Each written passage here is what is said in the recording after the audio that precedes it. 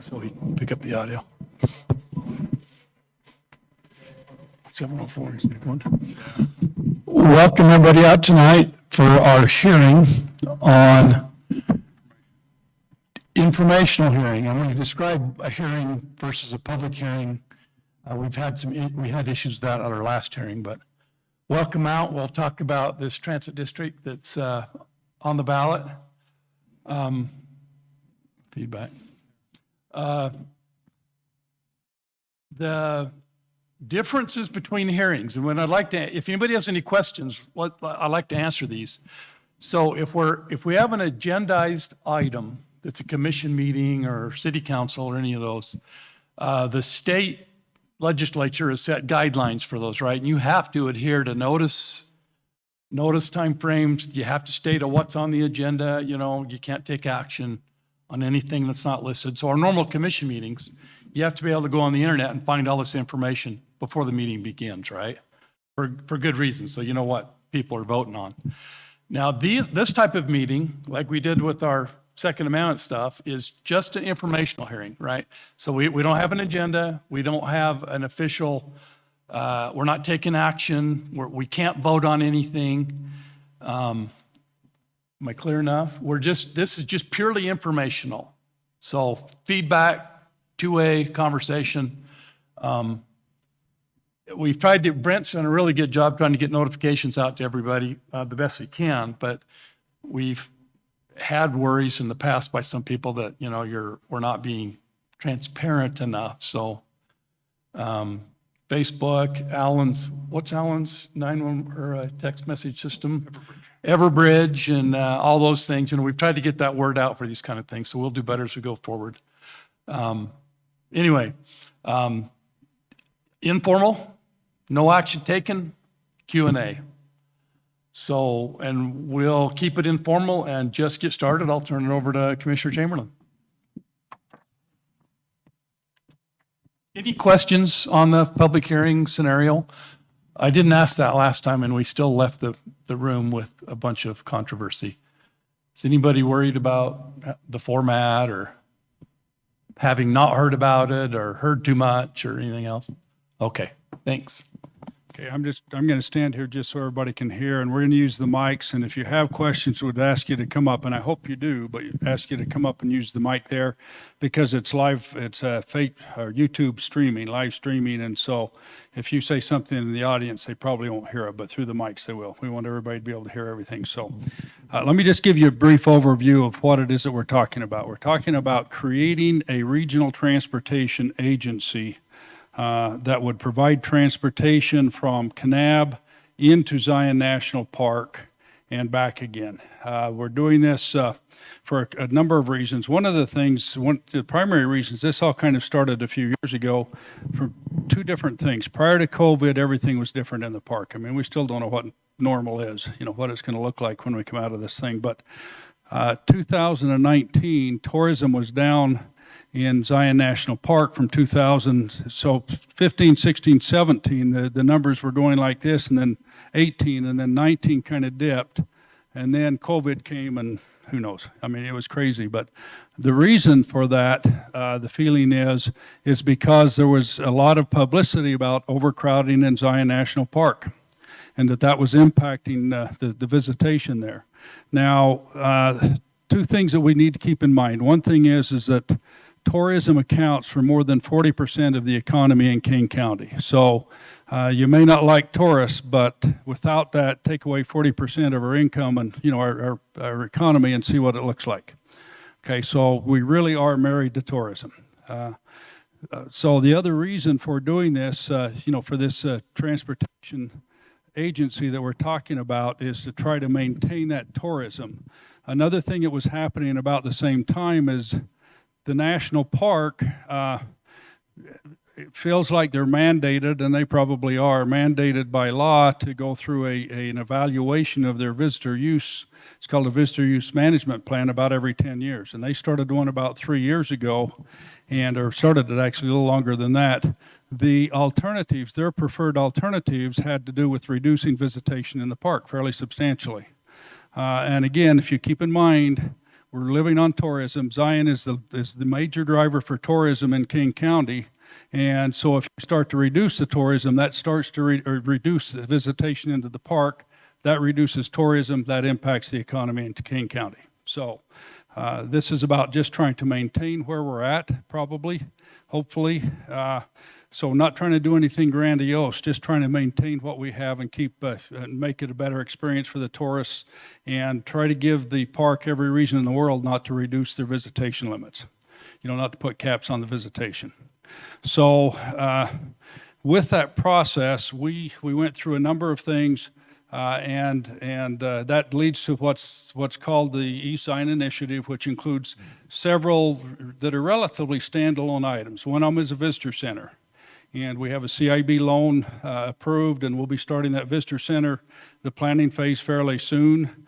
One of them, we're building trails on the east side of the park, a whole lot of trails on the east side of the park to provide alternatives so that when the trails in the park are too crowded, they can come up on the east side of the park and hike these trails. And they'll be really quality trails.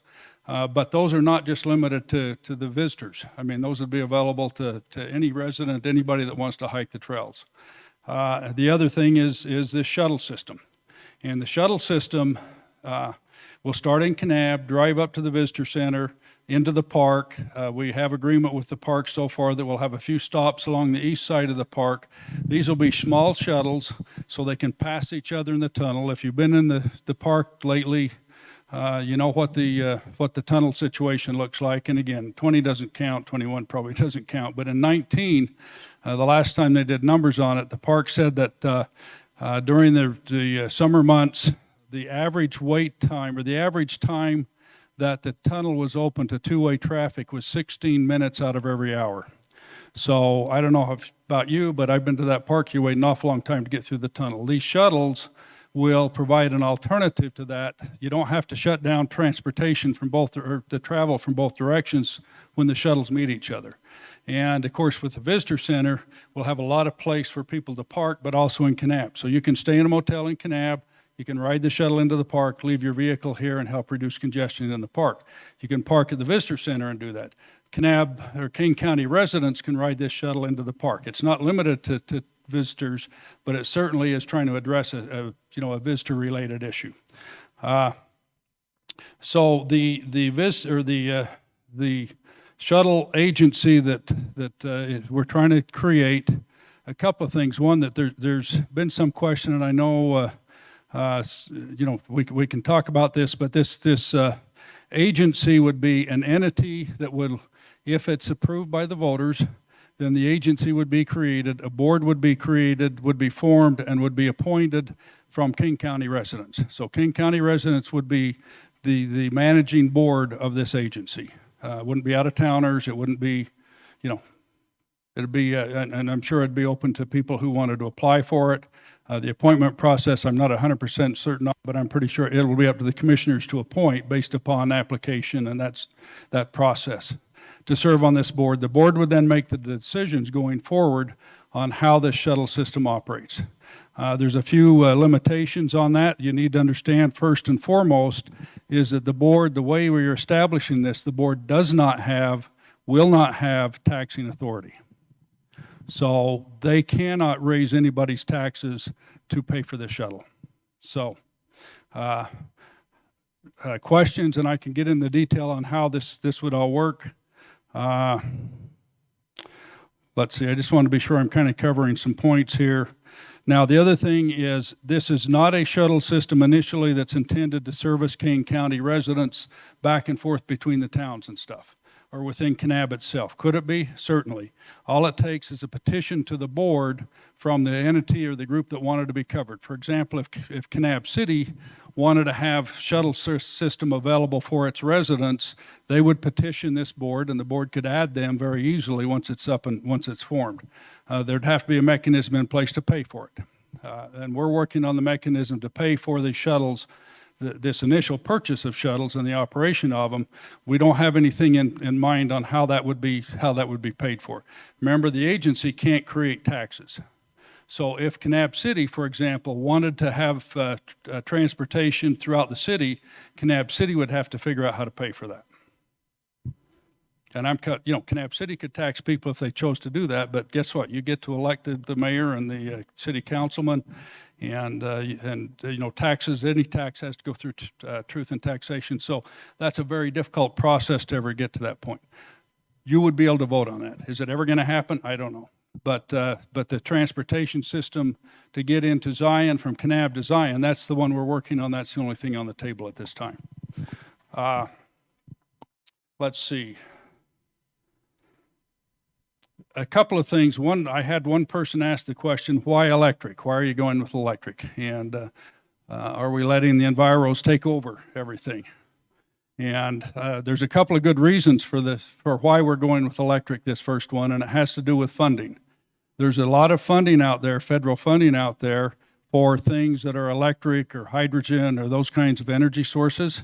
There isn't a lot of funding out there for gas or diesel systems. So to find the money to pay for it would be a very difficult challenge unless it was electric or one of the what's considered green energy sources.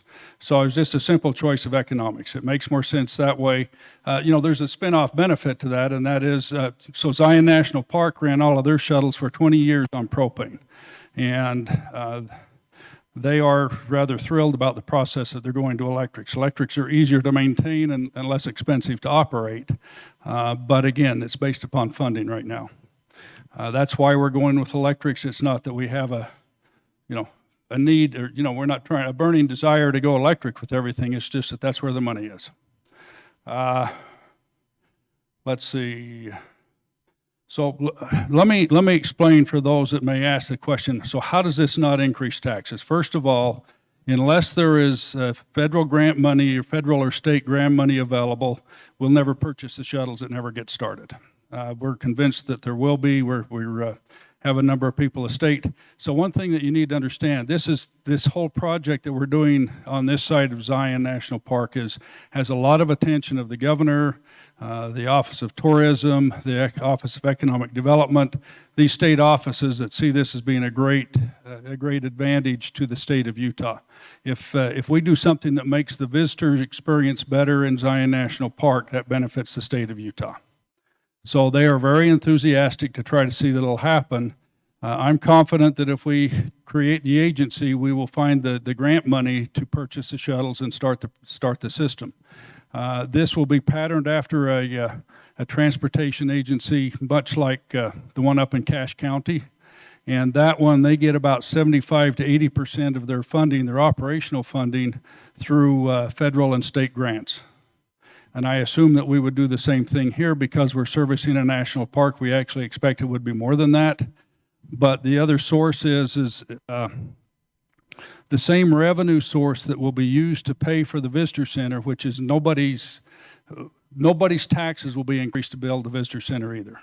And the reason that works is there's something called a redevelopment agency, and we've created one of those in the East Zion area so that future taxes that are raised there, same tax rate, nobody's taxes go up, but those future taxes through property sales and transient room tax, et cetera, a portion of those can be set aside and used to pay for development within that area. Typically, this is used in cities to fix economic blighted areas, those kinds of things. And they typically give all the money that they raise in these taxes to the developer. In this case here, it doesn't go to the developer, it goes to the county, and we will use that to pay the debt for this visitor center that we'll build. We can also use it to operate these shuttles if we need to. Same source of taxes. Does not increase anybody's taxes anywhere. Okay, it's a state regulation that allows areas to develop and expand and improve their economies. So, and there'll be lots of times for questions when we get going here. One of the other things, just so you're aware, bikes are becoming more popular. I don't know if you've noticed on the roads, but there are getting to be a lot of bikes. These shuttles will allow people to take their bikes into the park from the east side, because you could put your bike on the shuttle, take it down into the park, and then get off and ride it in the park, and then put it back on the shuttle and bring it back out to Kanab to the motel you're staying at. So they'll accommodate the bikes and those kinds of things. So have I covered stuff kind of? I'm hoping we have lots of questions. Think of in terms of this.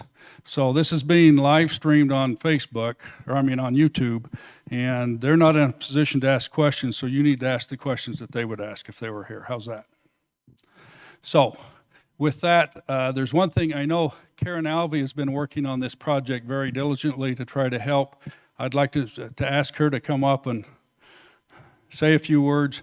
We'll open this up to any questions, comments. Commissioner Gander, I'll be would welcome those and be prepared to answer those.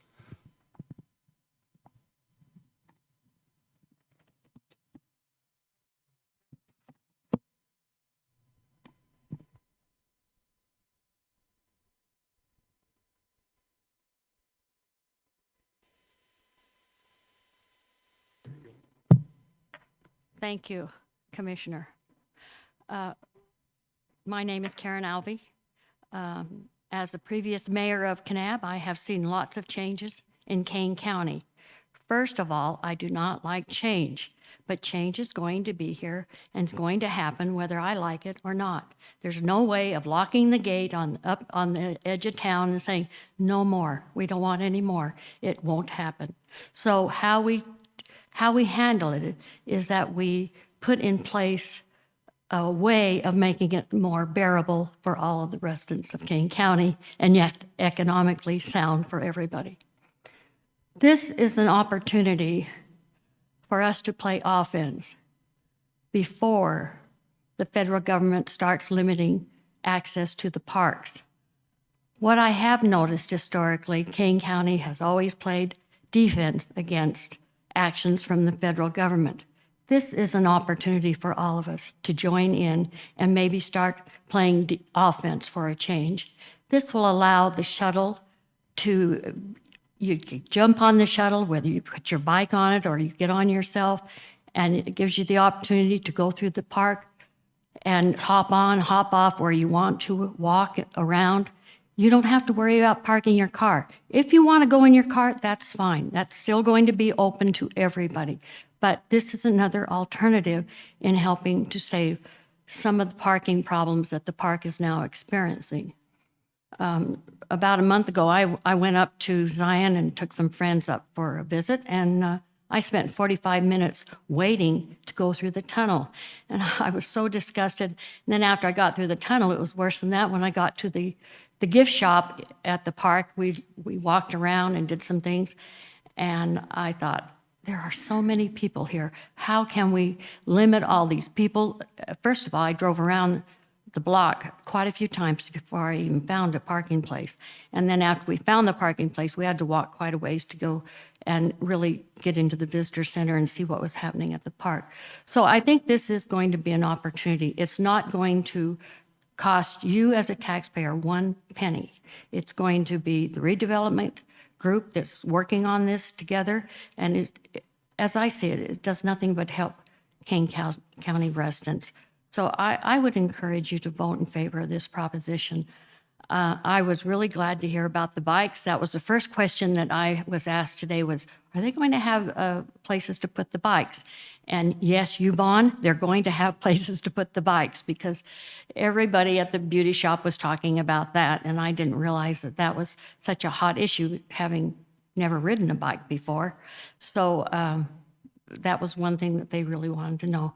And I appreciate what you're doing. And I don't know if you mentioned when you were talking that some of the funds will go into housing for Kane County. And that is really important to me. That's been my biggest concern, is that we do not have housing in Kane County. And that's causing us not to have employees to work, and it's just causing so many problems. And yet part of the funds that this redevelopment group can put together will be for housing. So keep that in mind when you're voting.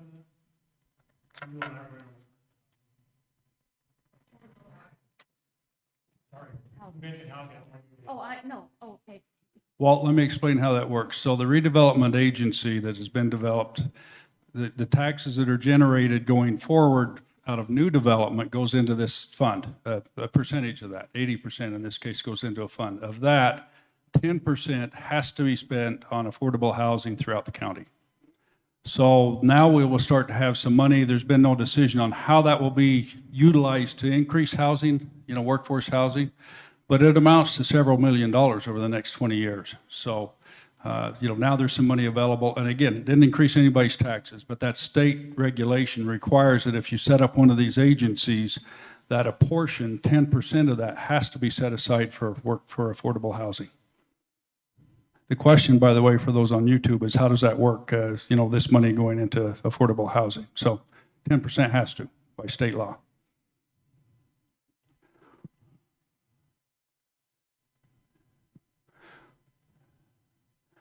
Got a question coming. Hang tight in YouTube land. So just Introduce my yourself, microphone maybe. is all. As a follow-up to that, it's great. I mean, we all know that needs more housing, more affordable housing. But the devil's in the details. When you say it's going to be used for affordable housing, does that mean Kane County is going to start building housing? Does it mean it's going to go to contractors? Does it mean it's going to subsidize rents, mortgages? How is it actually going to be used? So I'll tell you what, we spent the last few months, Attorney Van Dyke researched this with how other counties are doing this. I thought that we would probably be establishing a housing authority by the end of this year. It turns out that the funding and stuff is not in place where it requires more red tape and more money to do that than anything you get in return. So probably we won't do a housing authority. So I can't answer the question right now on what it's going to look like. What we're talking about doing is creating a committee of residents that would report to the county, would make that maybe is kind of the current line of thought. I mean, we don't actually have any money yet. We don't have a penny yet. We'll have some by the end of the year, but not enough to do much. So we've got a couple of weeks yet to think about that one. No, I'm exaggerating. We got into next year at least to come up with a plan, but we'll do that. We'll come up with a plan that has a lot of community input on how to do that to maximize that. What that looks like, I don't know at this point, but has to be spent that way. So that's a good thing. Other questions? If I understood you correctly, you were saying that one of the options that, due to the overcrowding is they may limit, you have to make a reservation or whatever it is to get into the park. And I'm curious if we know of other national parks that have had to do that. Do you know of any other national parks that, because of the overcrowding, that was their solution? Yeah, the only one that I'm aware of right now is Arches National Park. And they started a timed entry program this fall, and they plan on doing that again next year. There's a paper written by Reg Johnson from the state. What's his official title? Okay, Director of Natural Resources wrote a response to the park on that. It's a bit of a slippery slope, but that may be the first one that's done it. But Arches is starting a program now to limit access or limit visitation into the park. And has that been active long enough that, okay, so my question is if it's been in place long enough where Moab can identify that because that was put in place, their tourism just tanked? The answer to that is no. It's just getting started. They don't have it yet. All I can tell you that I have to be very careful because the plans that the park, Zion National Park, included considered limiting the actual number, a lottery system that would limit the number of visitors both summer and winter that could enter the park. That's one of the proposals. And like you say, if that really was implemented, it's a possibility that our tourism could tank, but it's an unknown. It's an unknown. What we do know, there's kind of an interesting thing. The statement's been made by someone that said if Zion gets a cold, we all get pneumonia. And what happened, remember when about 2 years ago when the east side of the park, there was a rock slide took out the road, almost shut down Bryce Canyon. I mean, there was just, the visitation to Bryce Canyon went very, very low because it turned out visitors were coming up through that way and going to Bryce. Now they couldn't go through that way, so they didn't go around and go to Bryce. So we know that visitation numbers in the park plays a very big role in overall visitation into the area. But right now, it's not been done, so I can't tell you Okay, exactly okay. what it would be. And We did, one other thing though I will add, there was a Kim C. Gardner Policy Institute did a study of this project. And their evaluation of that, and there should be, I think there's an electronic version of it out there on the county website. If not, we'll be sure it is. But their evaluation of that was, if we do nothing and the park does nothing to limit visitation, it's still going to go down. They used the example of what happened in 2019, the bad press, and they showed that over the next several, they came to the conclusion that over the next several years, visitation would go down and that it would have a depressing effect on the economies. With all of the things that are going to go on that are proposed for the east side of Zion, there's a projected increase in employment in the area as a result of that. okay. So, And then one further question, if I may. Do any of our county commissioners have any interest in DS Zion Holdings? no, No, absolutely not. Okay. it's, well, yeah, go ahead, Brent. You know more about it than I do. Well, I know Thank you. personally, It's I philanthropic. It's not Yeah. it's not a fundraising entity at all. It's purely help with Eastside Visitor Center. The amazing internet. Let me read something here real fast, Brent. Alan Aldridge sent me this. I'll just read. It's pretty short. If you're headed out into the wilderness this summer, you may need to jump online and book a reservation before you go. For the second consecutive year, reservations are required to visit Yosemite, Rocky Mountain, and Glacier National Parks. Other sites include Maine's Acadia National Park. Encourage visitors. The last two encourage visitors by entrance passes in advance. Limiting visitors has two purposes: reducing COVID-19 risks and allowing parks to recover from recent wildfires. Rocky Mountain will allow 75 to 80% of capacity. Yosemite will again restrict number of vehicles allowed in. Last year, it hosted half of its average 4 million annual visitors. So anyway, there are a few that have limited entry, I guess is a good description, Vince. Yeah, that's a good question. I didn't know, I hadn't researched that. However, again, it seems fairly logical that if Zion is one of the biggest drivers that we have for visitors. If you limit the number of visitors that can go there, there'll be less visitors that come to this area. And the state is viewing that. And that's why Reg Johnson wrote this letter that was really pretty critical of Arch's attempts to do this, because they felt that it will impact tourism statewide. So, One of the key factors on that, maybe I'll chime in real fast, is really Zion is unique in parking problems. Most of our parks, the geography is such that there are places to park and parking lots and stuff, but Zion Canyon, you can't do it. There's nothing there. So it's as much vehicular as it is person count. other questions? I have a first question is, how much did the electric shuttle that's supposed to be, I've heard that there's one that's already been purchased by the county.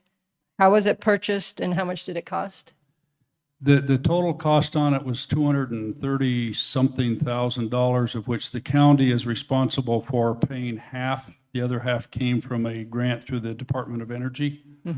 And then it's a county shuttle when it's all said and done. It belongs to the county. We'll find monies to pay the county share on that one, I believe, but at any rate, so that it's, state monies that pay for that. But right now, the county would service half of that debt. When you say it'll be used for the county, so it won't necessarily be a shuttle used out to Zion? It would just be used for, like the shuttle they have, the gas shuttle that we currently have? Could be used just like the gas shuttle we currently have. One of those, retire one of those and use it there, or whatever makes the most sense for the county. So you're still Senior looking for citizens. funding for the county's half? So we haven't necessarily paid our half? We Well, got half of a grant? We'd certainly like to have somebody else help pay that if we can, but the cost for the shuttle is going to cost the county, what's half of about 232, 116,000 or something like that.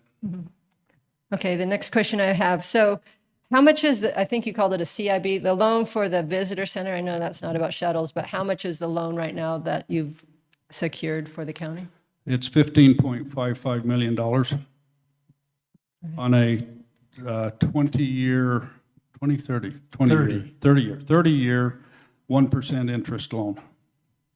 Okay, and I've heard both things, like, are we wanting to do the shuttles because there's a vehicle problem going into, or a person, a head count problem? Because if you bring one vehicle with 16 people, to me, that's almost worse than one vehicle with 2 people. So if they're going to limit the number of people, how does a shuttle bringing 16 people in help reduce the amount of people and have them not cap it? One issue that I didn't mention, this is an interesting thing. We're talking about doing a shuttle system on this side of the park, and it turns out that the businesses in Springdale are really excited for us to do this. And the reason why is because they see a dip in their visitation when the trails are all full and and the shuttles are full going up the canyon. They do have a reservation system on that. They'll have that going again. So if you can't get a reservation to go up the canyon or the trails you wanted to hike, they're looking at viewing this from the standpoint that you could hop on this shuttle that we're creating, come to the east side, hike the trails, come back and spend another day in the area to go do the trails they weren't able to do the day before. Because you can reserve, for example, Angel's Landing is the only trail now that has restrictions on it.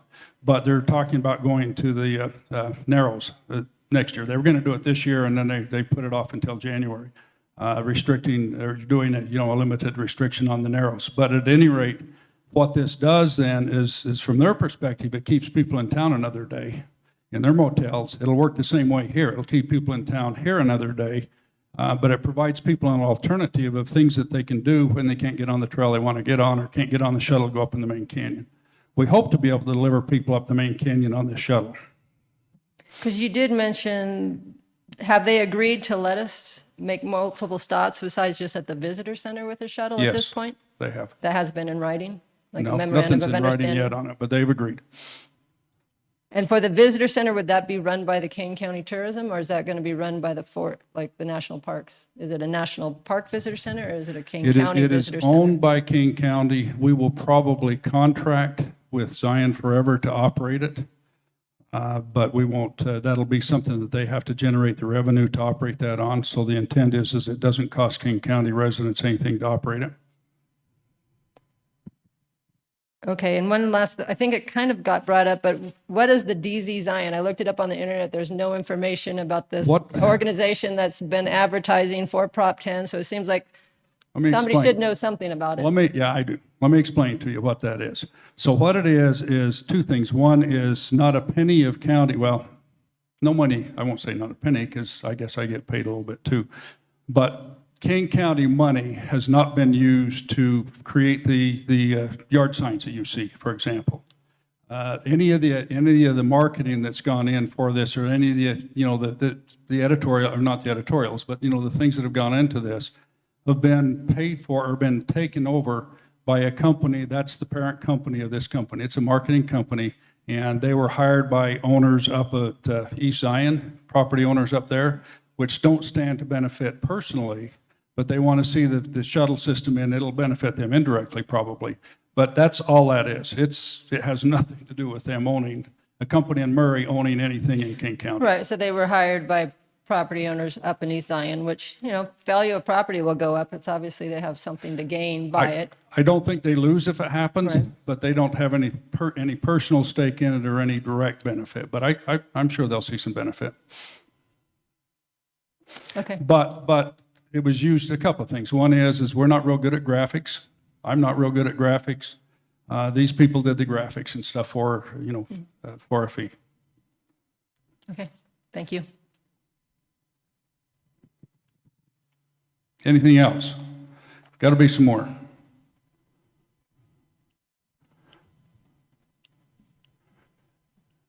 Geez, that's a long walk. Well, he probably can hear you if you do. You seem to have a voice that carries. I'm not as articulate as everybody else. So, there's been a lot of talk, a lot of actions going in to get the whole e-sign thing up and going. That all makes sense. Lots of good interaction. Have there been alternatives talked about where the park actually pays for the shuttle between there? Bryce has a shuttle, Zion has a shuttle. Is there a way for the park to pick up these costs? Giving more money back to the county. Is there a way, other alternatives of just you mentioned the visitor center parking area where the shuttle would only run from here to the visitor center, then the park shuttle pick it up. The answer to that question is Zion National Park has spent, I don't know how many, probably 4 or 5 years looking for the funds to replace their old propane shuttles with something. And they have no intentions of expanding to the east side of the park whatsoever. There is nothing in their plans. When that was brought up to them, they said absolutely no way. And so if we want to do it, we do it ourselves or it doesn't happen.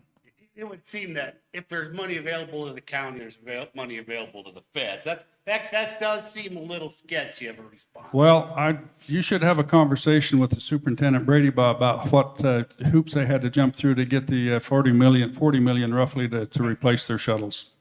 How many billion backlog do they have in maintenance? Have you seen that number They lately? have 500 and some odd, billion, is it billion? Anyway, in backlog. It's ridiculous. And they're basically, anyway, the problem is you can't apply logic to a lot of these things. You're trying to apply logic to it, and that's not going to work. Sorry. But I do know this. If we wait around for Zion National Park to fix our problem, we lose our visitors. It's not going to happen. Not in my lifetime. Of course, I'm an old guy. Well, you stole my line. You can't apply logic to this. That's the same thing. If somehow the federal money, the taxes have been cut and the funding for national parks has been cut, so they can't afford to maintain it. But somehow we can get a federal grant to do something with the national park. I don't get it. It's a different agency in the federal government that this Yeah. money would come from. Same and where politics, though. Where this money would come from, the state is very interested. If we don't get federal money, then I'm pretty sure that the legislature will give us this money, but that's not until next February. I'd like to have certainty before then. But we'll get the money one way or the other. The state is interested enough in the legislative leadership that I'm pretty sure it will happen one way or the other. If the infrastructure bill, the bipartisan infrastructure bill ever gets out of Congress, $10 million of that is ours. A whole different political discussion, but okay. Whole different political discussion. I don't want to go there, but that's, All right, yeah. exactly. So my real question is, you know me, Brett. I know you. I believe in tourism. I think it's one of the legs of the foundation of Kane County. It's very important. So I do support tourism. I would like to see tourism change a little bit. So we're going after more people that come and spend money versus people that just more buses that come through. And so far, it's all about the TRT in a lot of ways, which is basically how many people can you move through the city. And we know Zion, as you've said very clearly, Zion is overpopulated. It's over, the wear and tear is amazing.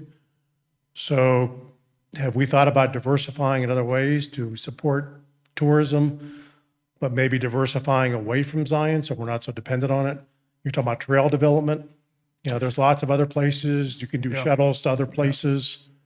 And then if Zion has a problem or if a boulder falls down again, then Kanab and Kane County keep going. Yeah. That's a really good point, and we do need to diversify that as much as we can. There's a lot of work going on trails. Andy could talk about the bike trail. I'll let you do that in a minute.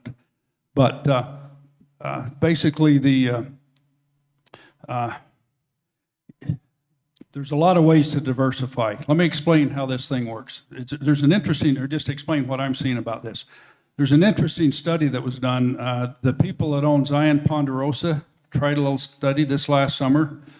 They said they went to the policy they would not rent to anybody for less than 4 nights. So if you weren't going to stay 4 nights, couldn't get a room there. And their profit went up. And it's interesting, some of the others are looking that way, and I think that may be something. It's, motels are owned by private people. They do whatever they want. But it's an interesting study that showed that the people that stay there longer spend more in the area. There's less expense for the motel operator. And that study will be made available, but that's intended to be their model going forward is they're going to restrict, you have to stay a few nights. Now, what that does for the area is you're only going to be going into Zion so much, maybe 1 or 2 of those days of those 4 nights.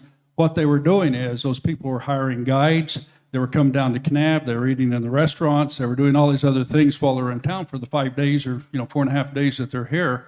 Tremendous benefit for the economy by doing that. That's one of those things. But again, that's a that's an initiative private entity would have to take. Certainly the county can't regulate that or even dabble in that at all. But that's one of the things. We are doing a lot of trails work, and Commissioner Gann will talk about one in a minute here. We're building a trail. We're working on getting everything in place to build a trail that will be out. It's called the Tilden Mesa Trail. It's out it's out past the Jackson Flat Reservoir on that, kind of the south side of that bench. And this will be a state, I didn't even know this existed. This will be a state high school competition track. So anybody can ride it that likes mountain biking, but this will be, this will serve, will also be in the circuit for a state mountain bike competition. I was in Vernal last week at a Utah Tourism Board a meeting, and there were 1,500 people in Vernal for a Utah State high school basketball event that was going on there. 1,500 people. So that's a diversification thing we're working on as well. But you want to talk about the trail? Yeah, there's several aspects there that, we've got this multi-use collision that takes place between equestrian and bikes and pedestrian trails. And the efforts that we put in so far have really been utilized. There's been a lot of, we should have Kelly here to really talk about trails. Kelly Stoll kind of leads this for us, but he's basically been nonstop doing trail work with grant money, 90%, well, literally, I got to be careful on numbers, throwing them out randomly. But most of our trail stuff is like an 80-20 match.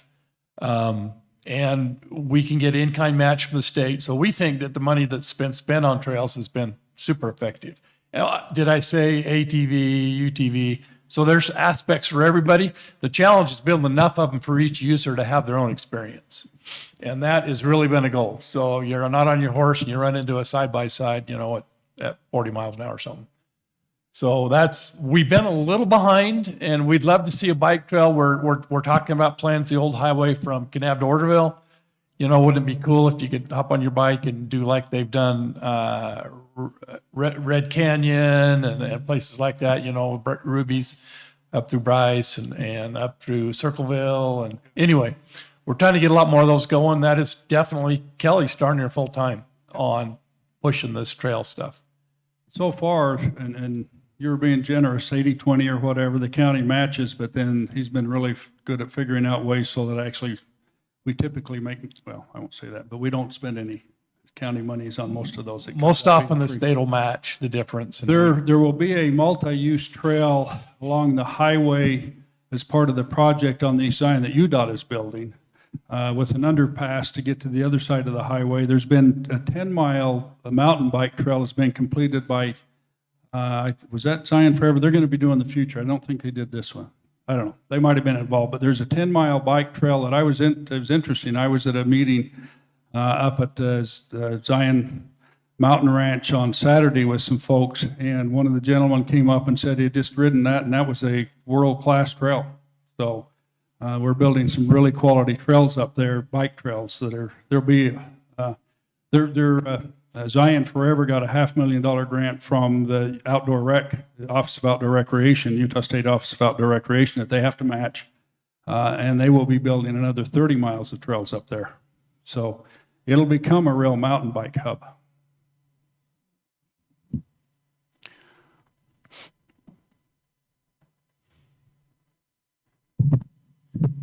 So my name is Mark, and I've got some, Yeah, there you go. Thank you, Mark. my concerns are,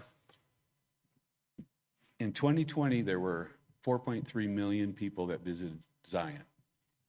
Okay? You've got shuttles that'll hold 192 people going in.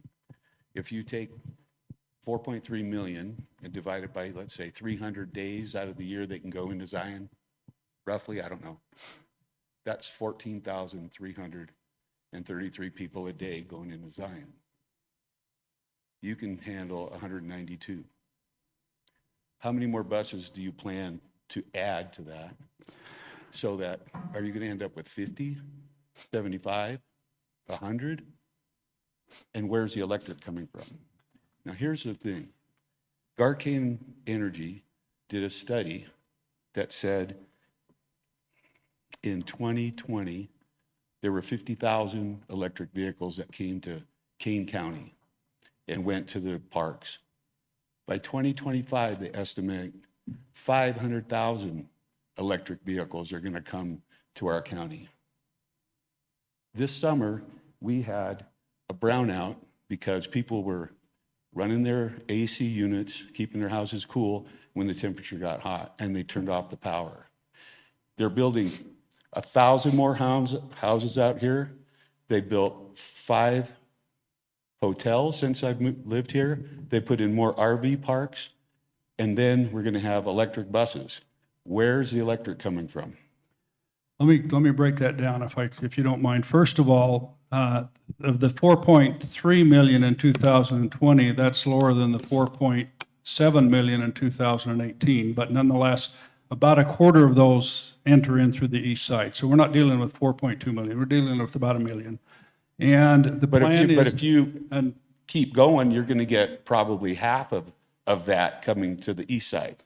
Well, I don't think we're going to have the capacity, but at any rate, what we're trying to do is maintain that roughly 1/4 of 4.5 million or whatever, and with a good experience, and trying to keep that rather than have that limited down.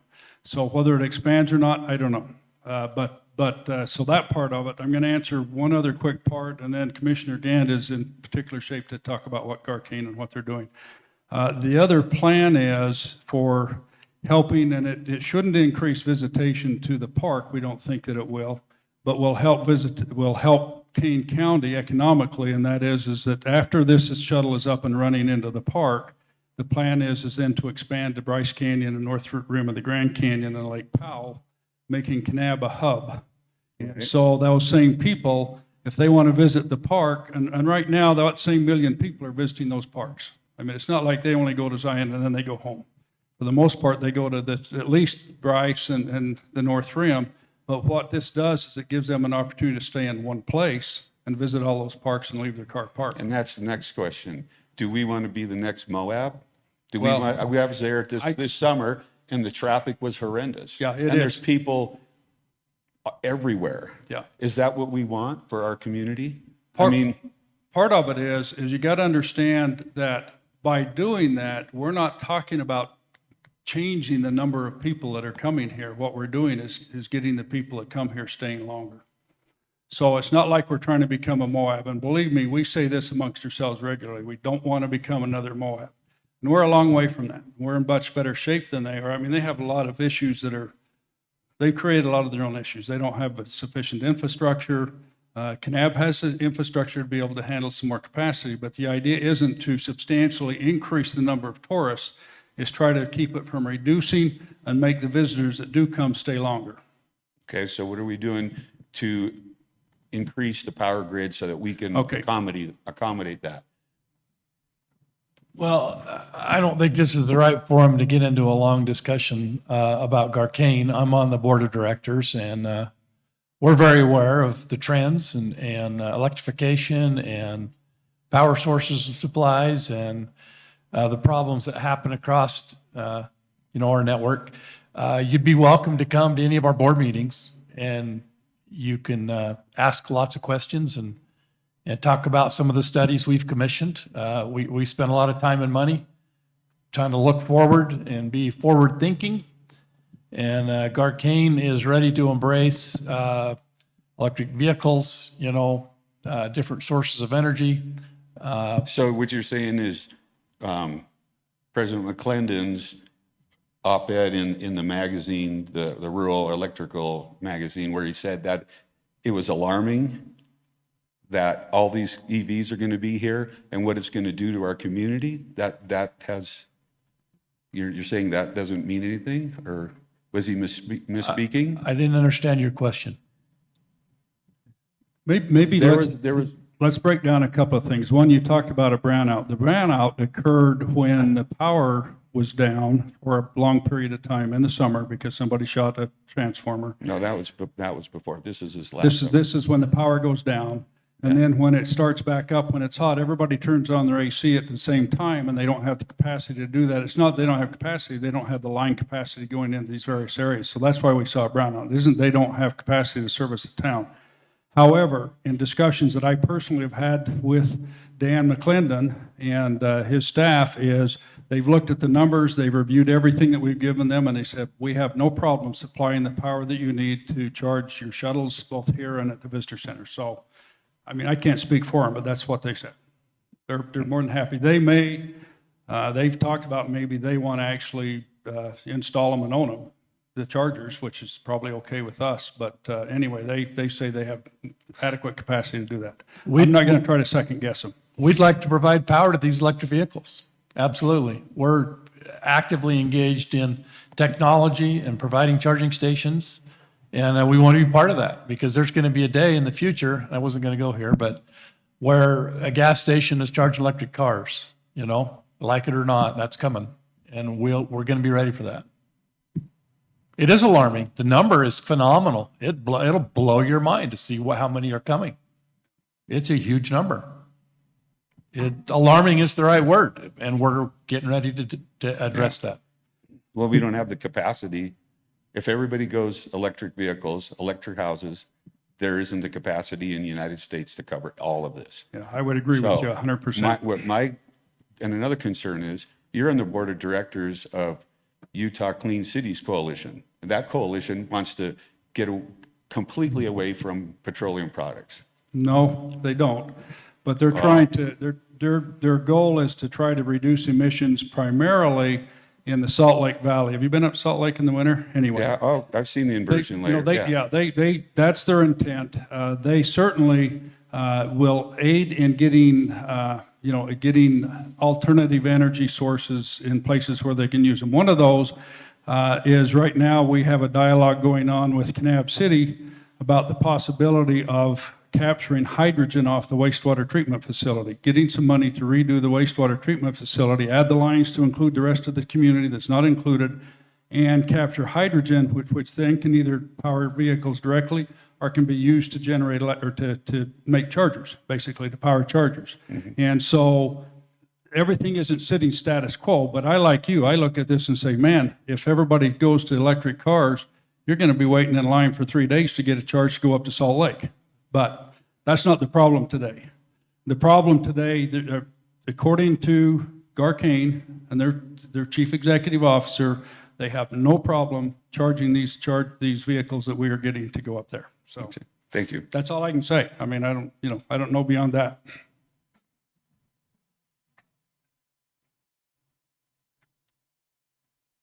Kane is also looking to increase our rates, and I understand that because it's kind of out of their hands, the generation side of things. I worked in generation for 41 years, and they shut us down because natural gas is cheaper, and now that coal's out of the picture for the biggest part of everything, natural gas, surprise, surprise, is going up. Isn't that funny? Isn't that interesting? My question is, no, I'm not done here. No, I know. I was going to let you finish. I was just going to throw in my story about your. I'm just throwing that out there. So you've got this one $230,000 electric bus. How many round trips have you been able to make to Zion and back with 16 chubby guys like me in it without having to recharge? Well, absolutely zero, because we don't have it yet. What this is a trial, and we have a lab. The National Renewable Energy Lab in Denver put data recorders on the shuttles that we do have. And we ran them in and out of the park in the summer and the winter and loaded and empty and all that sort of thing. Then they crunched the data and they said, this vehicle will do it. I don't know. We'll see. That's why we bought one of them. We didn't buy 12 of them or whatever. We bought one. We'll try it. If it works, and they swear it will work. They're a lot smarter than I am. If it works, great. If it doesn't, then we look at another plan. Salesmen are like that. They'll promise you a lot of stuff for sure. So is this the shuttle system, is that contingent upon the East Zion Visitor Center? Is the shuttle system going to require this visitor center up there on the east side of the park in order to? No, what we would require is charging capacity, and that's easy to do. So you're going to charge the buses there as well? Or most of the buses will be going back and forth between the park. That's where the primary traffic will be. We'll be running to meet whatever need we have, whatever demand from Kanab to the park. But there'll be more back and forth in and out of the park, so we'll need chargers at the outside of the park there, and we have the land, or we'll have the land available to put chargers on, so what we need is chargers. So the land that this, the visitor center is going to be, was that donated by Kevin McLaws? It's being donated, yes, it Is it? hasn't happened yet. So but it what will. kind of deals are being made? Is he going to get some kind of tax break because of the donation of the land? Like, No, you only, nothing. so he's going to pay the same rate of taxes that any businessman or woman in Kanab or anywhere else in the county would pay then? First is of what you're all, it would saying. be absolutely illegal for us to do that. But secondly, he's not asked for that and he's not getting that. He will pay exactly the same tax rate as everybody else does. He's donating that because he wants to see a visitor center up there. It'll benefit him probably just like it does others. Everybody up there that has a business will benefit from having the visitor center, just like Kane County will benefit, but nobody gets any tax breaks or anything for it. Well, municipalities in Phoenix and whatnot, they often offer tax breaks for substantial manufacturer and Right.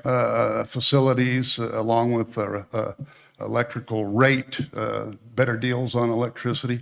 So I don't know about the legalities of offering a guy a tax break for donating land up at East Zion or not, whether that is truly illegal or not. Well, Perhaps you do. we haven't asked the question because nobody's asking for a tax break. Yeah. Okay, Okay. so What it's does not an issue. McLaws get out of this then? Besides the increased tourism in his little corner of the kingdom up there? I think that's what it is. So that's what it is. So he's going to build more. He's probably going to have a few more hotels, He some is- shops and restaurants or whatever in the adjacent land around his visitor center. It's not his visitor center. It will be King County's visitor center. And he is planning on building a lodge, one lodge. There's other developments going on up there, but it is not Kevin McLeod's visitor center. Okay, so a misconception is this is not going to raise our taxes. How is that a misconception? Where are you getting the money? I explained that. So we created The an federal RDA. government, right? Oh, yeah, okay. Okay, so You're right, you're right. now, Sorry. we I all pay apologize. taxes, so I apologize. it's not magic money, right? Yeah, you're right. It You're doesn't right. just fall out of the sky. I mean, we've got a $3.5 trillion infrastructure bill, et cetera, et cetera, et cetera, coming up before the House of Representatives and the Senate and the President trying to cram this stuff down our throats. Did you know that in the last 12 months, 40%, nearly 40% of all the money that has ever been printed by the Treasury was printed in the last 12 months? Yeah, and there's nothing. Now, that's a little backing bit it. scary because you do know the cause of inflation, correct? Yes, I absolutely The do. printing of bogus money Right. without something to back it up. So to say that this is not costing the taxpayers of Kanab or Kane County anything, that is incorrect. Yeah, but there's a qualifier to that. And while I would agree with you, and you ought to all, I agree with you that everything that's going on in Congress and in DC right now is going to increase taxes. Let me ask you a question. How much difference is it going to make in your taxes or my taxes whether we take the money to buy this shuttle system or not? That's immaterial to me How is that because we immaterial? are either part of the solution or part of the problem, and it sounds like you want to be part of the problem. Well, explain to me how you're going to go about having that not happen. And as I said, whether it happens or not, if it happens, we'll get some money there. If it doesn't happen, then the legislature will give us some money, which is state money, which is generated, which, by the way, let me explain to you how that works. The state money, this money would come from TRT revenue that's generated, TRT and sales revenue from growth in an area.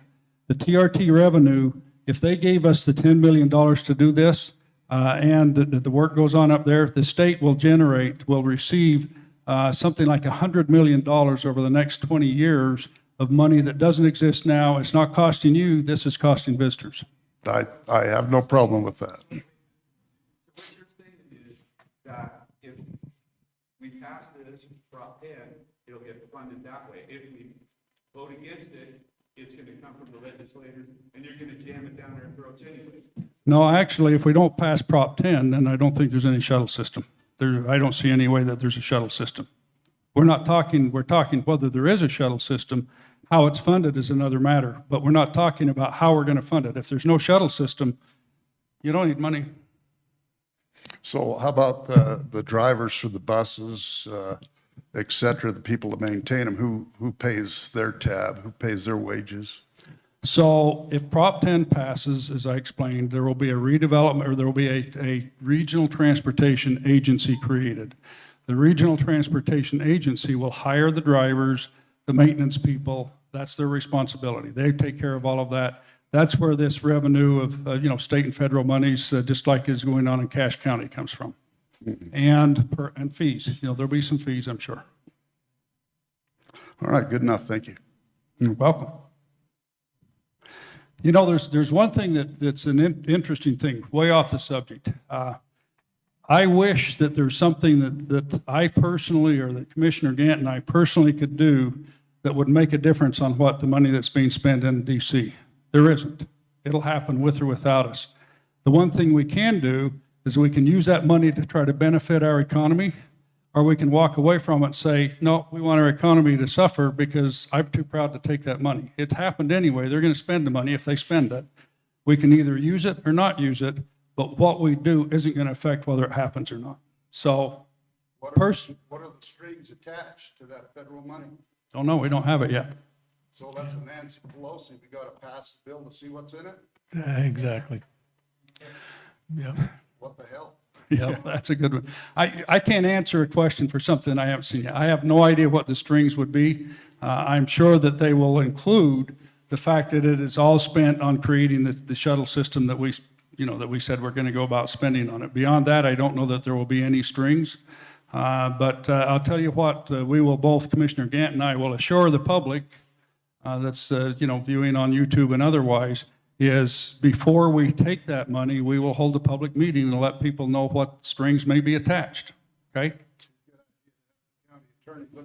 Oh, he absolutely has to. By county regulation, he has to look it over. Rob does a pretty good job. If I could, just a quick summary on the transportation piece.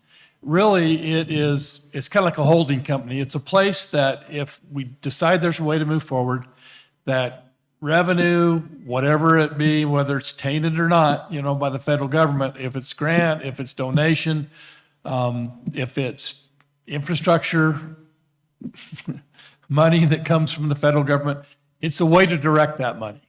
It's got to go somewhere. It can't come to the county because, we need to separate those funds. So if there's money generated and it looks like this thing will work, that's where that money would sit in the interim until the board can decide what's the best way to move forward. But if we don't do it, they'll still pass the same things in Congress are going to anyway. So we can benefit or not. We're still part of the problem. Oh, absolutely. Solution. Absolutely. It's nationwide. Totally. Absolutely. Totally. We're all going down the Got to elect different people in Congress. But the problem is we actually have pretty good representatives from Utah. Okay, some pretty good ones. There's a few from some other states, however, that see things differently. Yeah.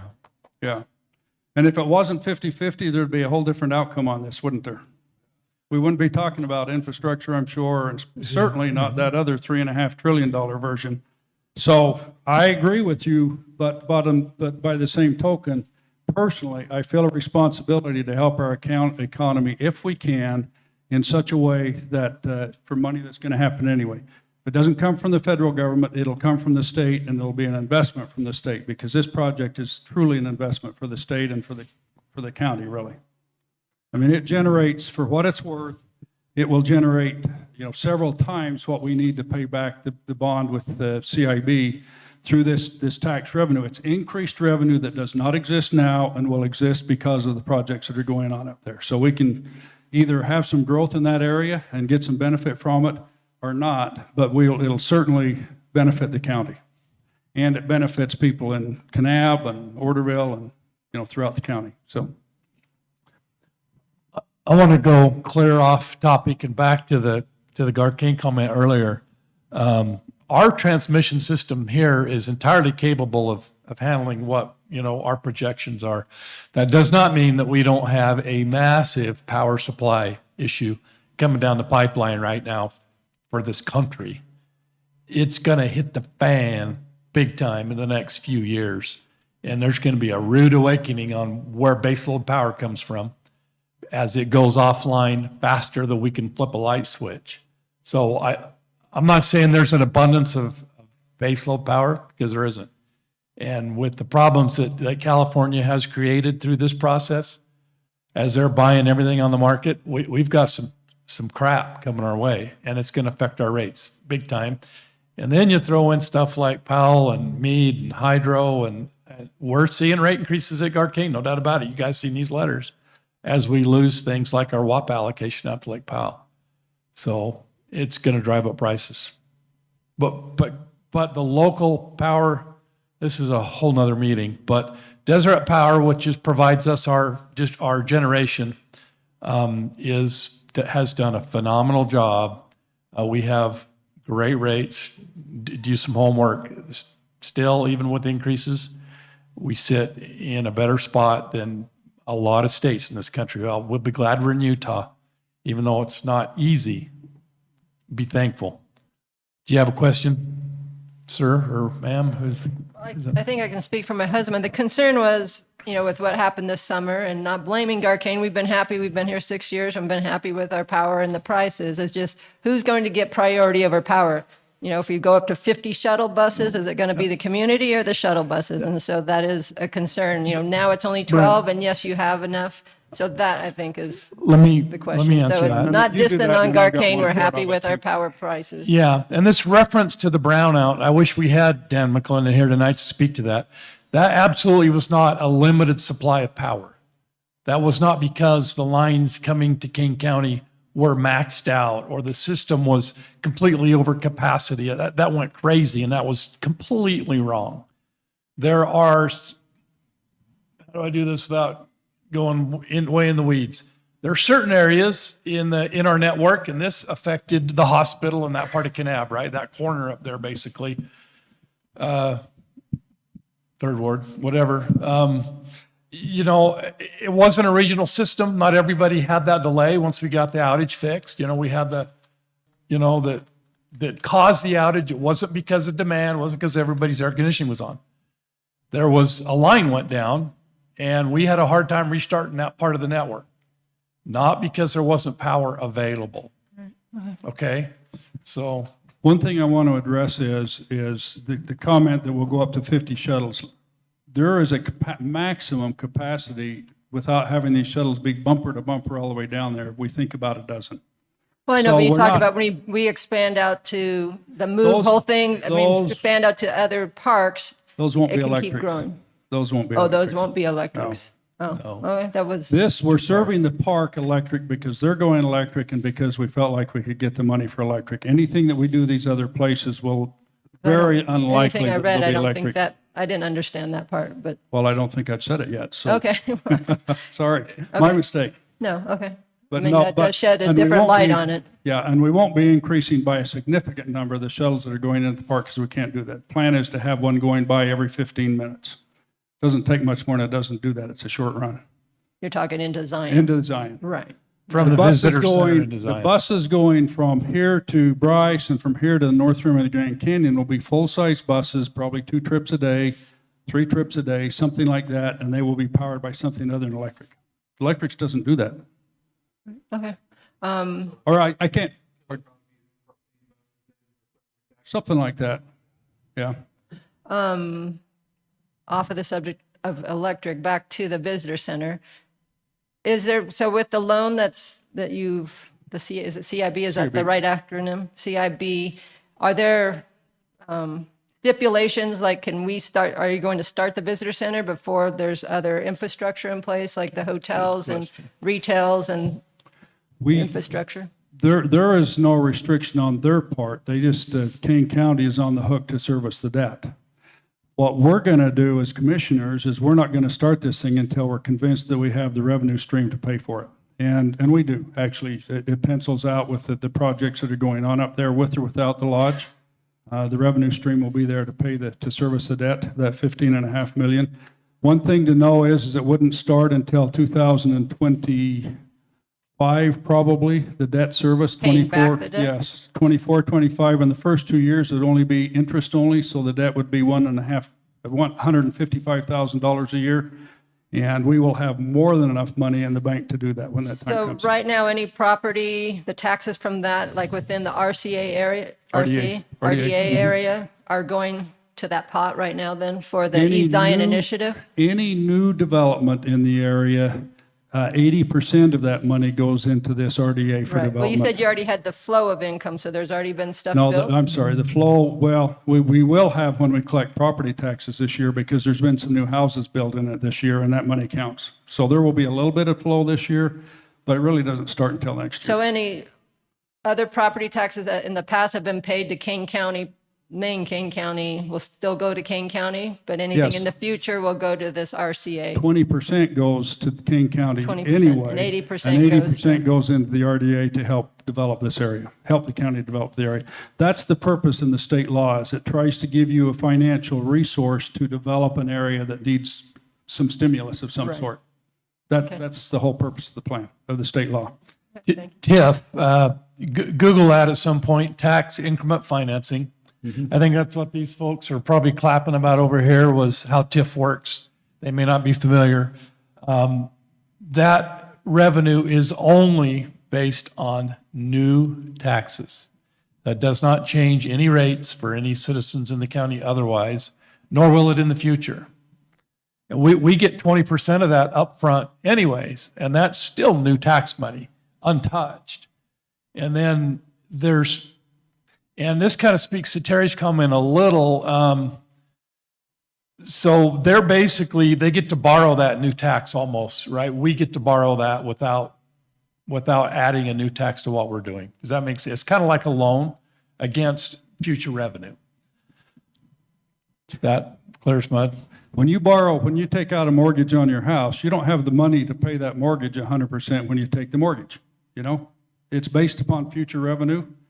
CIB is the same thing. It's based upon our future revenue coming in from this source that, that will be created into the TIF is the funds, the term for the funds, but it's the RDA district.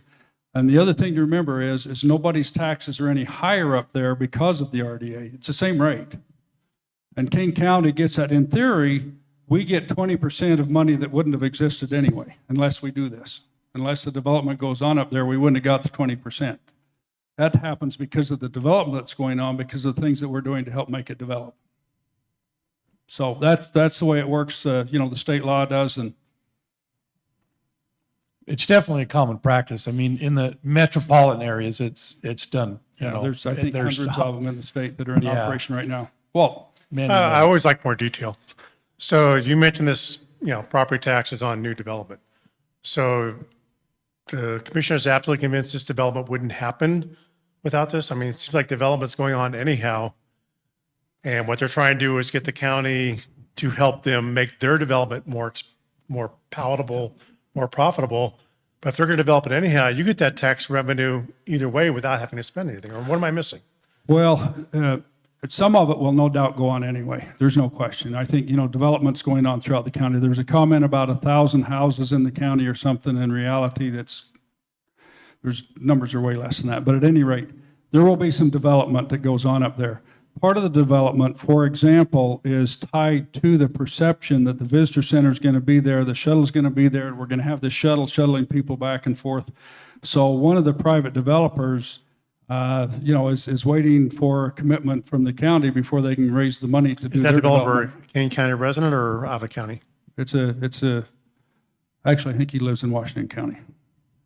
the chicken and egg. It accelerates that fee schedule basically, right? If we can kickstart that, what might happen anyway, and that's where the school district chose to not participate because they're thinking we're going to get the growth either way, so we'll just stand back and wait. And they're right. It may come, but at the same time, it may not. I mean, our investment in this makes private funding available to a lot of these other developers. They can look, say, here's the master plan for the area. So there's a rumor going around Facebook, and I have no knowledge. I'm asking the question, that a lot of this is being done to benefit friends. Someone alluded to it earlier tonight, because it's people that, people know people and Yeah. stuff like that. So if you're making their development more valuable by expending county resources, yeah, we get something back. So But there's a transparency issue with that I think it needs to be elaborated on and explained better. Hang on, Brett. And the second part of that is if we're going to spend money to develop it on future revenue, then, NAB and other places can have some money spent too with development funds. Let's get downtown parking lots. Let's restore, let's make downtown a tourist destination versus a bunch of junkyards. Let's not just focus on Zion, which is already overcrowded. Let's diversify and develop other areas. And I'm sure these mechanisms, these development funds, are available for other areas besides Zion. They would benefit the more residents than a select few developers up in eastern Zion. Yeah, so there's two parts, two questions. I understand it. The second one there, as far as developing outside of this Zion area, we could create, you could in theory create a redevelopment agent or district anywhere in the county. This one is being created up there, and the money that's generated there has to stay there, except for housing, and we can use the transportation piece because it goes through there. So it would require it to build one, to create one here in Kanab. We're not going to do that unless Kanab City wants it to happen, for one thing. Kanab City would have to desire that. I know Kanab City can actually create their own if they want to. The county did this one because it's all county property, it's not incorporated. But in this case, it would be improper for the county to step in and do it in the city. But they could do it, That makes perfect sense. Yeah, the other thing is no question, some of the development would have happened. Here's the win for the county and here's the win for the community. There was no other way to get a visitor center on the east side of the park, period. Show me a private developer that wants to build a visitor center that generates no revenue. So what this does do is it allows a visitor center to be developed on the east side of the park, which makes the experience much better for visitors that are coming through the park on the east side, which is a benefit to visitors that come to Kane County, which benefits Kane County. So it's a benefit to Kane County. The only way it was going to happen is for Kane County to build it, but we're not using your tax money to build it. We're using tax money that's going to be generated as a result of all the growth that goes on there to build it. Because it's tax money that would have been, for example, if we wouldn't have invested in high level bidder. No doubt, some of it. Yeah. Taking revenue that would have come from more general purposes, you're tying into that area.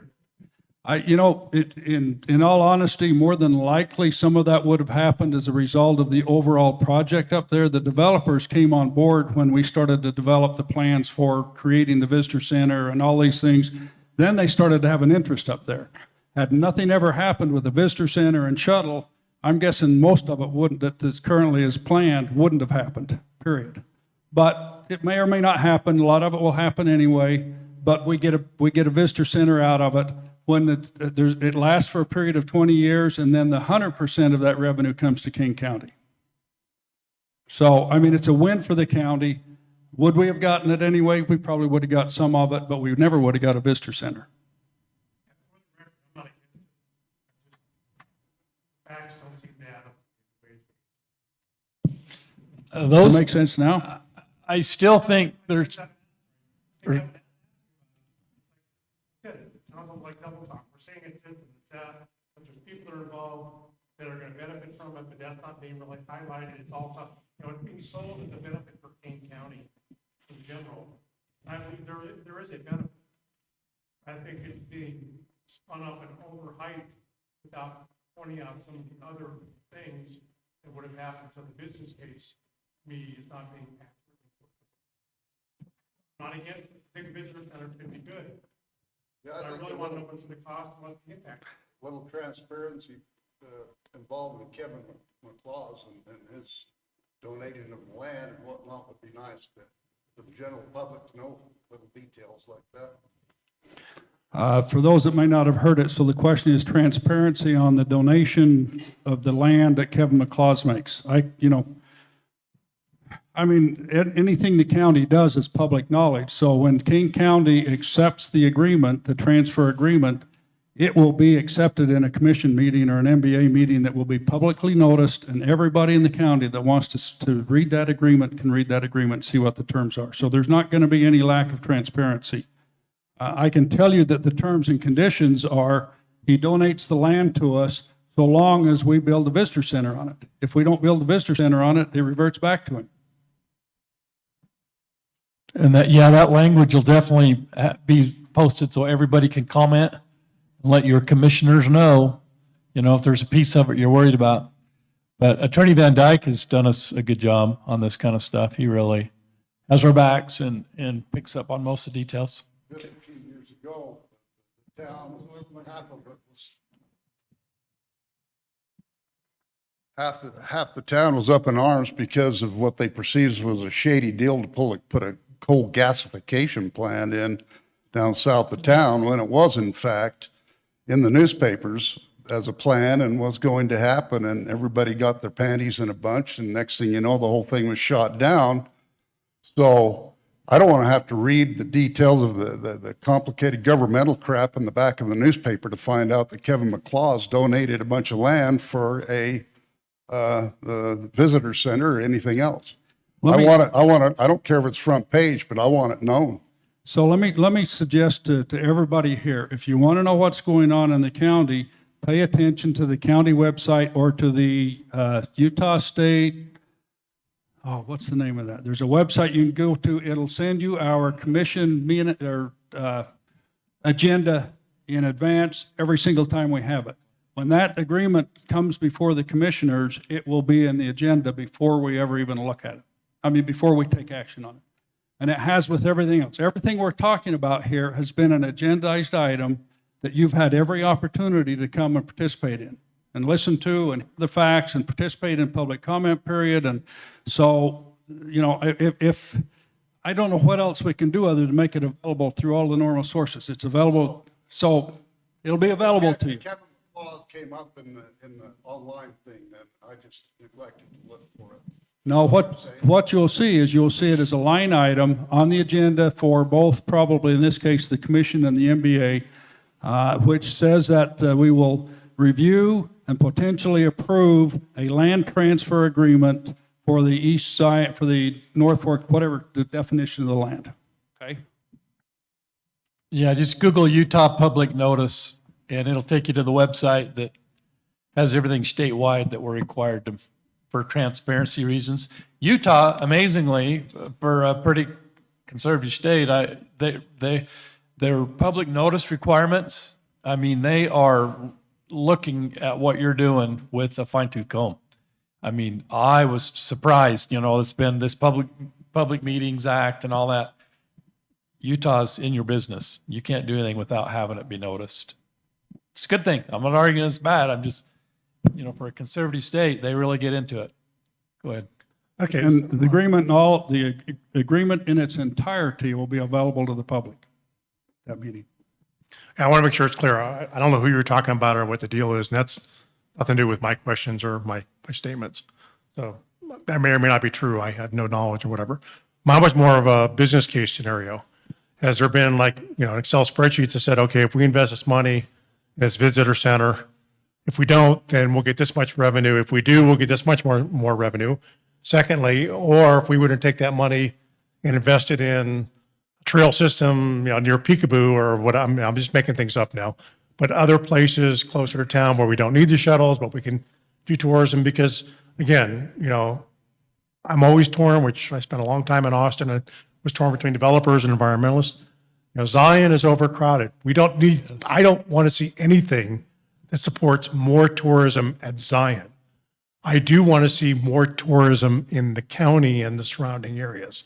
So I'm looking for a business case that says, let's do one of these redevelopment things, you know, some other place. And what happens there if we can build things that are also tourist friendly? Because they're going to come to Zion anyhow. They're going to come to Bryce anyhow. They're going to come to North Rim. Are you talking about things dropping off October 15th when the North Rim shuts down? You know what it does to business in town. So how do we shore up those shoulder seasons without increasing tourism at Zion or supporting the same amount? Let's invest similar funds, similar ways, in other business cases that still benefit the county in all the ways you've talked about. Well, I believe those are true, but don't aggravate existing problems. Don't create more development in a place that's already overcrowded. Well, first of all, I can't say whether a private landowner up there can develop their property as long as they follow the zoning ordinances and all those Okay, kinds but of then things. you- Okay, before you said- I'm not going to get in the You middle said they're of, going to, or they're not going to. If we do this, then they Okay. will. So there is an impact of what we do, whether they develop. there is, but they can develop with or without the county. Let them. And the money that is created by the redevelopment agency is tax money that's generated and held by the RDA, which the county commissioners determine how it is spent. It has to be spent in the area. It can be spent on trails, on transportation, on infrastructure. It develops the area. That's what it's for. I'm Every saying, penny of it. let's move development away from Zion. And Yeah. housing, but it can't be spent outside of the RDA. So what you're saying, Walt, which is a great idea, is if there are other areas in the county that need to be developed, let's create RDAs there. It's a great idea. Nobody's arguing with you. In this case here, the tax money isn't lost. We get a visitor center out of the deal for 1% interest, by the way. You want to go to the bank and try that one? We get 1% interest to build and own a visitor center and development in an area. Other areas could do the same Yeah, thing. but we're also contributing to overcrowding of a place that's already showing impact. But what we're talking about doing and everything that we did, like the Kempsey Gardner Policy Institute, they did not plan on a significant increase in visitation. They planned on, their study says visitors will stay longer in the area. All right, let me go back to my original question, and I'm still asking the same question was, are there studies, spreadsheets, business scenarios, business cases, whatever, that says if we don't do this, what happens? If we do it, what happens? And if we did a similar thing, not there, but somewhere else? Because without those that's why when I said transparency, it's more than just, instead of saying, this sounds good, let's just go ahead and do it, which is more of a reaction. Let's plan ahead and say, maybe we need to do 3 of these around the county. Yeah. Nobody's arguing. Let's plan them out and say, this is what we're going to do, and these are the different reasons why we're doing each one. Okay, so and getting back to transparency, there is a spreadsheet that's being developed and it's still a little bit fluid that we will be using to determine whether we feel we have sufficient revenue to start the CIB loan, and that'll be public. So just like all these other documents, you'll be able to see the spreadsheet.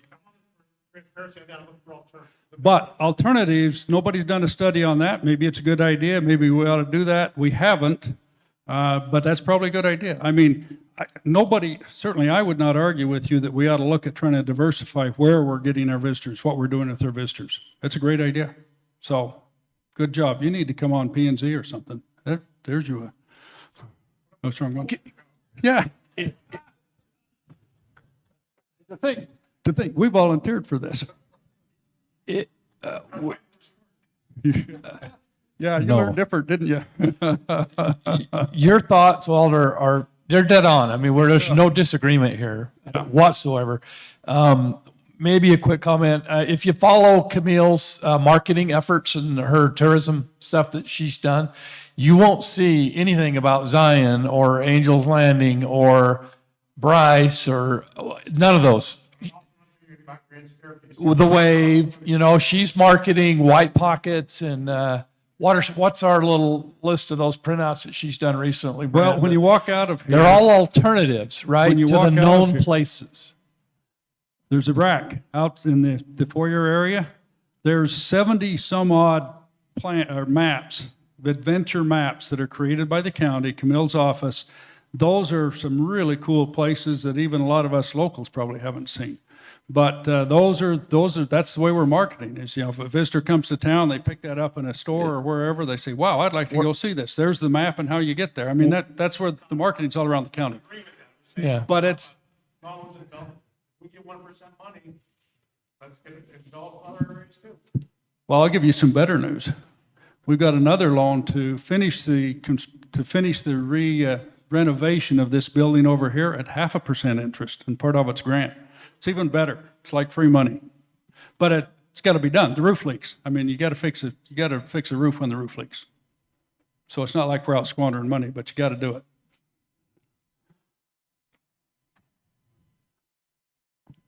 Can you explain the difference between an agency and a special service district? Yeah. Like, is this transportation agency the same as a special service district? No. No? No, a special service district, and Andy's probably got a better, I wish we had Rob here, or Cresta. A special service district, and I'll give you an example of one that or a couple. We have the RTSSD, Recreation Transportation Special Service District, which receives some federal funds, some money. Gosh, I used the term federal, I shouldn't have done that. It receives some money that's payment in lieu of taxes. Some money that we get from the feds because it's property that we can't tax and those kinds of things.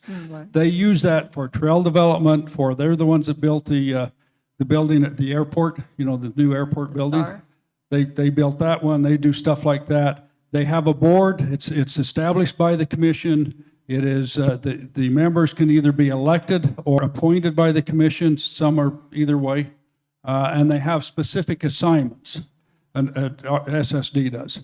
For example, the SSD up at Zion, East Zion and up on Cedar Mountain, their primary focus is fire.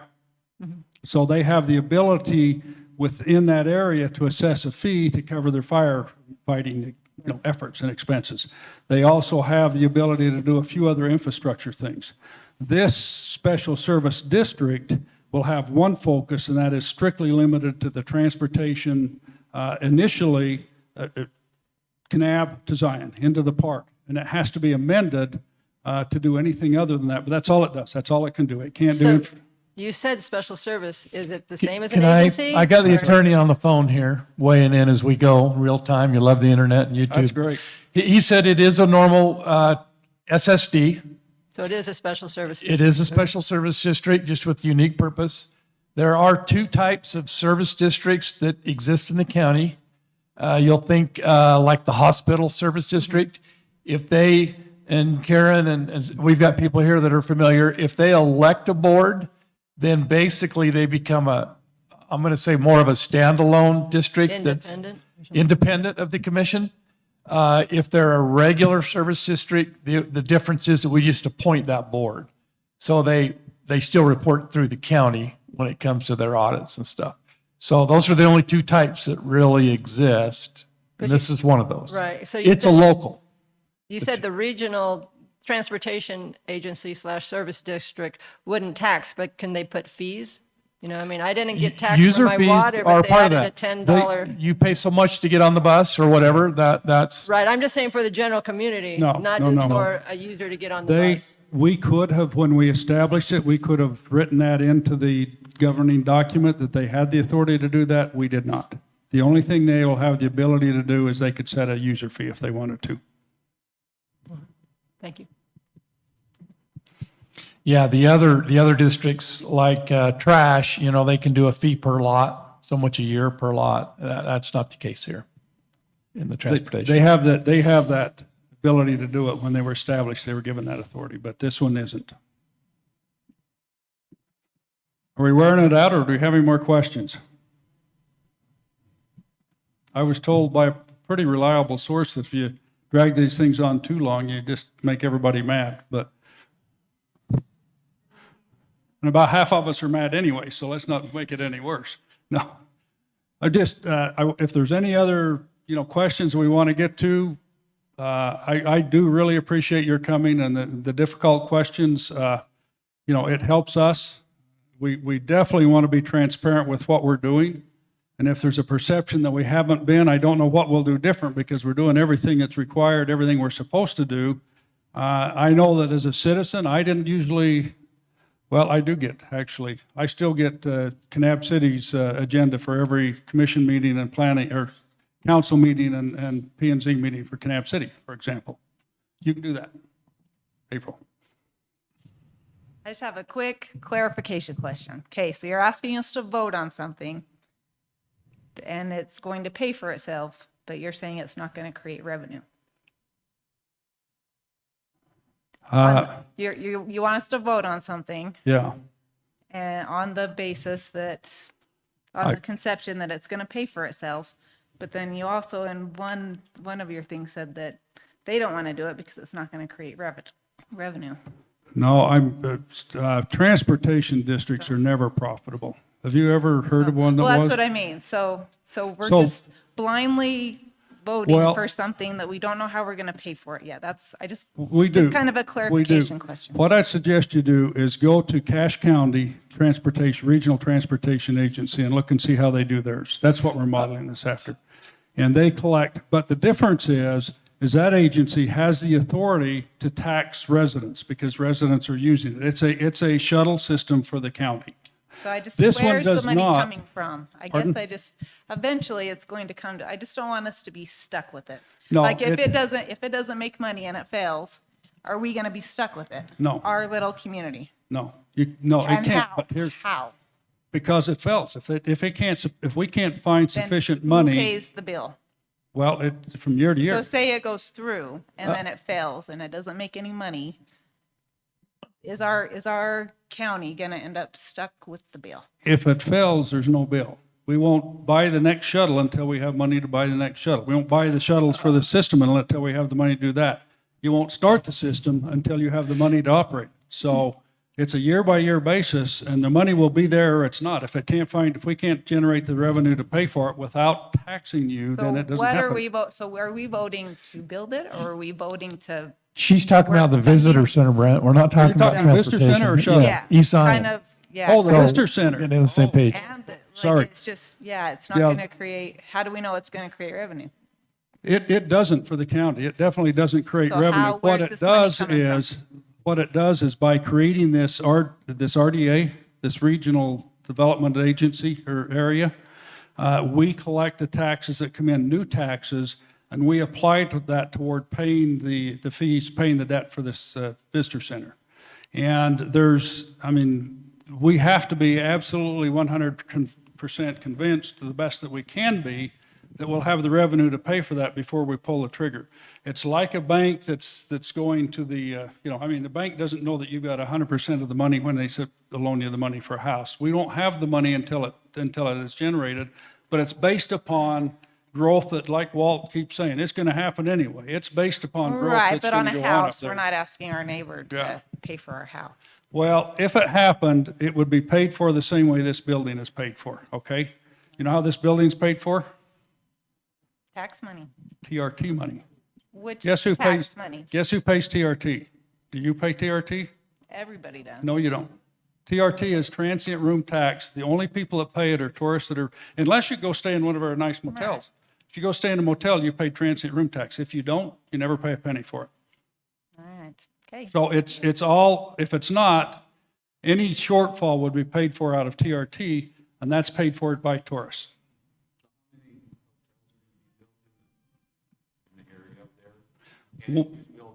One hotel and some glamping sites, kinds of things, and those are by different private investors. There are other projects in the area, some short-term rental scenarios, some fairly high-end, what's the right term? Villas, that they both rent and sell. There's 4 or 5 projects that are on the books that really weigh heavy into this decision. Because though that tax money they generate obviously goes back to pay for all this. There's one that will have 7 villas online in 2022, generating tax revenue, and this is one of those that I think I can't remember, this is either going to be in the $1,500 a night range or $2,000 a night range. So it's a lot of TRT taxes.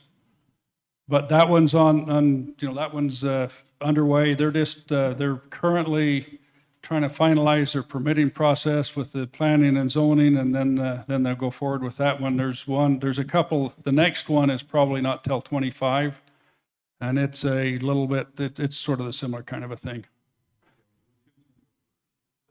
Visitor center going to be built first, or the hotels?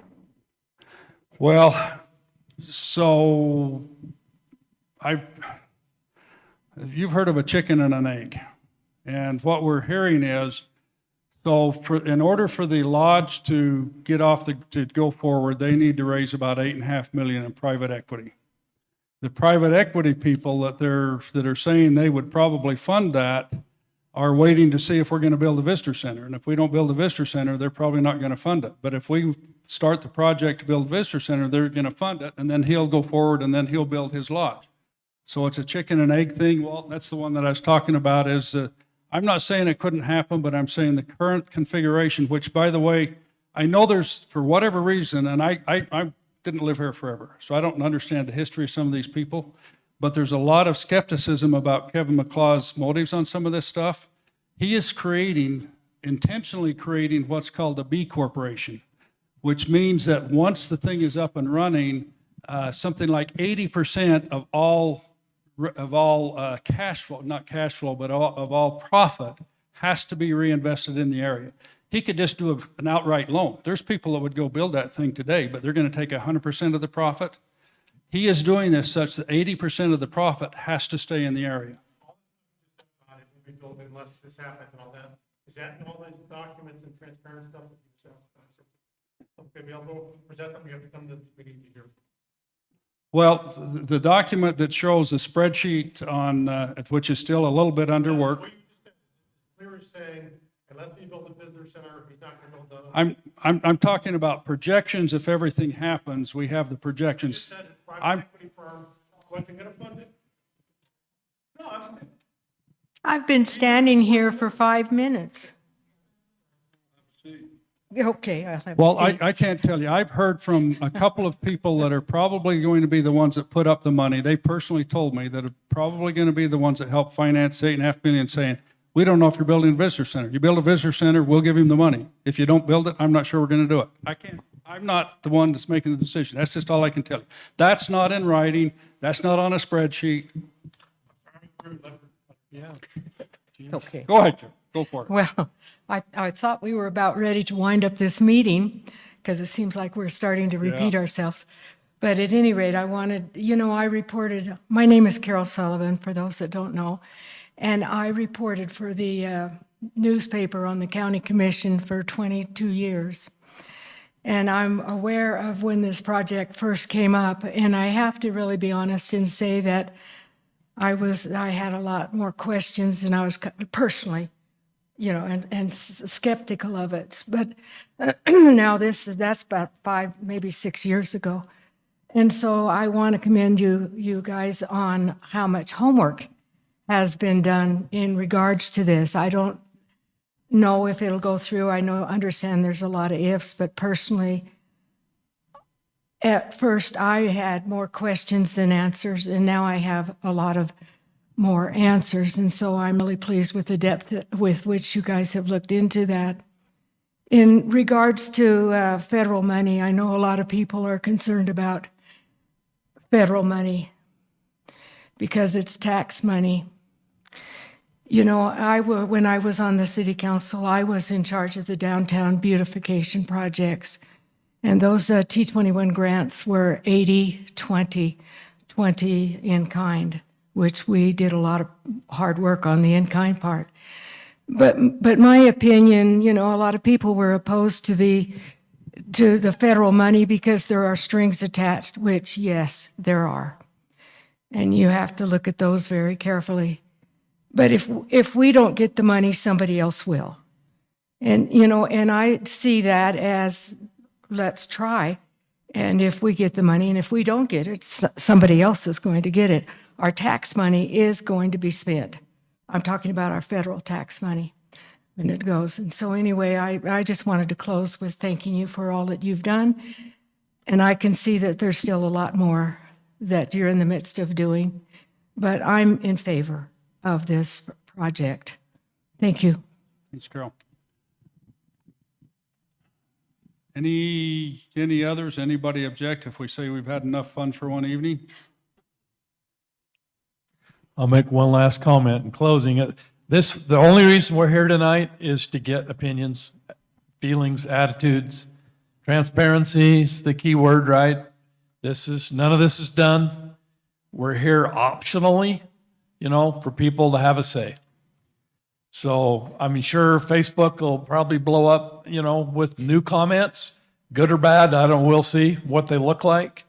But, we're not here because we're forced to be here. We're here as commissioners just so we can get the word out and see what everybody thinks. Thanks.